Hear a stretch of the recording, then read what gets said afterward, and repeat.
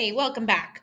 We're going to continue to think about grouping problems and specifically look at multiplication problems. But I want to couch this in the context of the problem solving chart that we have been working with all semester. So we have the problem type framework for cognitively guided instruction story problems. The same chart appears in the Common Core State Standards. We see it in the framework. There are slight differences in the names, but essentially they are the same. So again, it's important to remember that your grouping problems fall at the bottom, okay? And grouping problems are a little bit different in what they ask young people to do, okay? And what they're asking us to do here is think about items in terms of groups, okay? The top two lines have actions in the join and separate problems, and then the next two lines are static, which is why they are more difficult problems. And the multiplication, measurement division, and partitive division, which we will really flush out the differences in those in the coming weeks, are really important for young people to engage in. And you know what? You don't have to wait until third and fourth grade.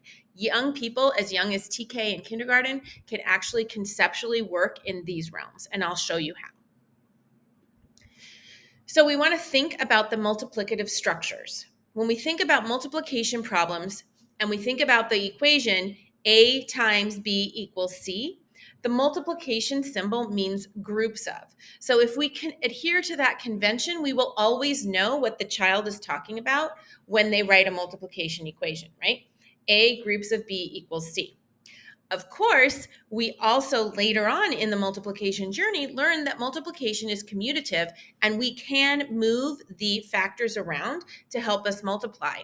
But when we actually look at the way a problem is structured, if we think about A groups of B equals C, that's going to help us as well make sense of those division problems coming up. So A is the number of groups, B is the size or number of parts in each group, and C is the total number of objects or the product. If you remember this concept, it will help you understand the nature of division problems. Here's a sample. Lauren has 6 boxes with 8 pencils in each box. How many pencils does Lauren have? And here's an equation right here. Okay? 6 groups of 8 is. Now, we can also think about different philosophies around multiplication because there have been debates raging for years about what fluency means in addition and subtraction facts and also in multiplication facts. So I'm going to invite you to look at Dr. Francis Suh from Harvey Mudd and Dr. Joe Bowler having a conversation specifically about multiplication facts. So we're just going to watch about 7 minutes of a much, much longer video.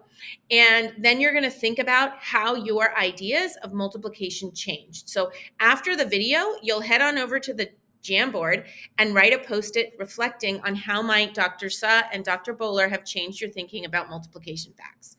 So we're going to watch for about 7 minutes, and then you'll hop on over to the Jamboard.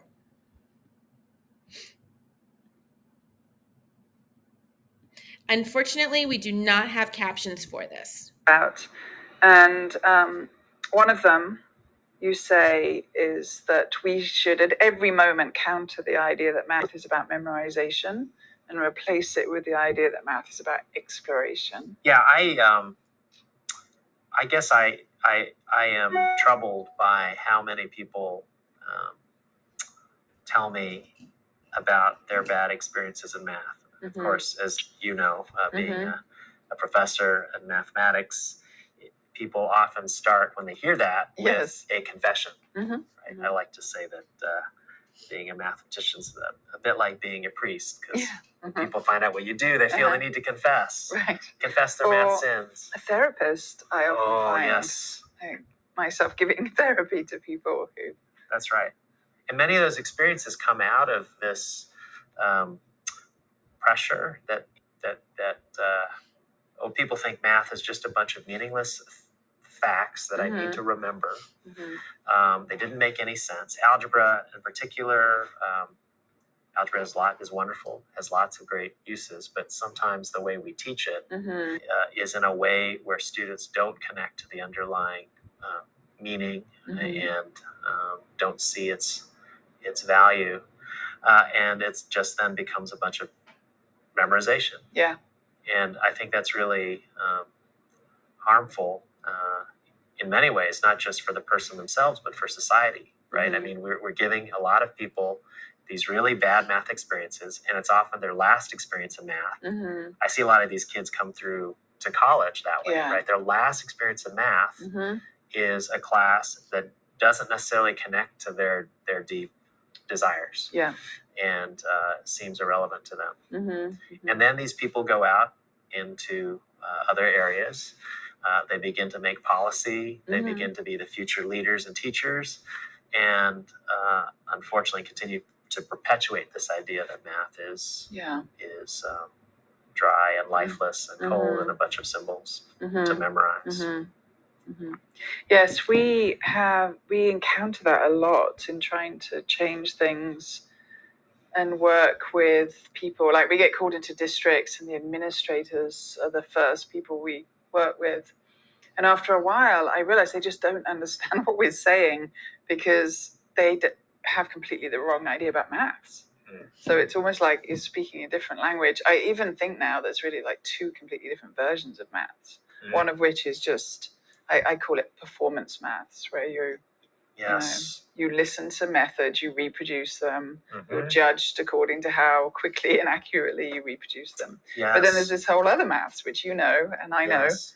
where people are playing with ideas and creating, and Yes. it's a wholly different experience. And have joyful experiences. Mhm. I mean, it's very common for me to encounter students who discover that kind of math in Yeah. college. And they're Mhm. like, oh my gosh, math is, Right. I want to study this. Yeah, But exactly. they, up until that point, would never have considered That's majoring right. in mathematics. Yeah. I'm really quite passionate about having people have that experience for at least some time Mhm. in their lives. I mean, great if they can have it in school, then they know what maths really is. I teach a class at Stanford where we do that kind of maths together with undergrads, and it is, for pretty much every undergrad I ever teach, the first time they've ever experienced maths in that way, and it changes them really as people. Yeah.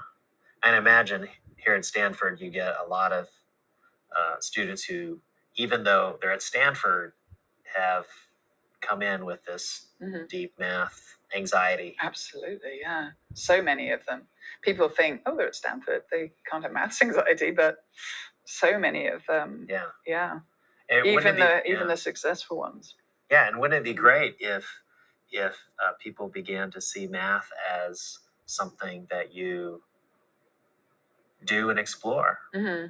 rather than something that you memorize? Right. I mean, who would want to learn that version of math, Uh-huh. right? And yet that's what we do. It's what we do Yeah. to our kids.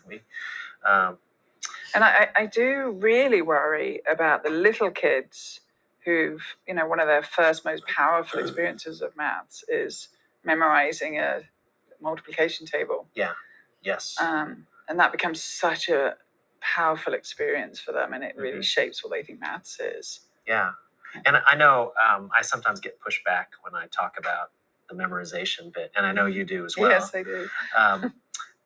With something like the times table, right? Yeah. So I'm not against having students actually learn their times tables. Exactly. I think have it's the same important, discussion. and that's great. But what does worry me is when you make kids memorize a table without having them actually play with the table and notice the patterns. I mean, I remember when I was trying to learn my times table, it was a lot easier for me to memorize them when I started noticing the patterns. Yeah. I talk to the neuroscientists a lot about this, because they actually like people to memorize math facts. It's a big thing that they see as important. But if you ask them, like, what's a good memory, they're very clear that a blind memorization, where there's no meaning, you just blindly memorize, is a very weak kind of memory in the brain. It has no connections to anything. Yes. Whereas a really strong memory is one where, maybe you have a visual representation or a meaning, you understand what's going on in that.